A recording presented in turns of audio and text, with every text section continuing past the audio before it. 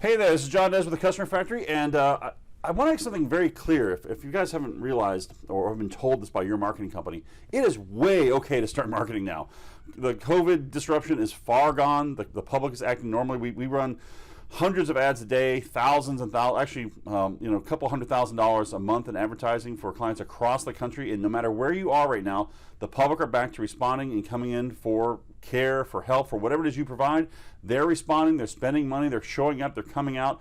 All you have to do is be there and ask them to come help you, to let you help them, right? So don't hold back on your marketing. Whatever you're doing, get out there, go for it. It's especially a good time because if you have competitors who are holding back on their marketing, this is the time you want to be hammering it with your marketing and take market share and get all that, just help as many people as you possibly can, okay? So get out there, do that, and I will see you when your stats are up and things are going great, okay? Take care.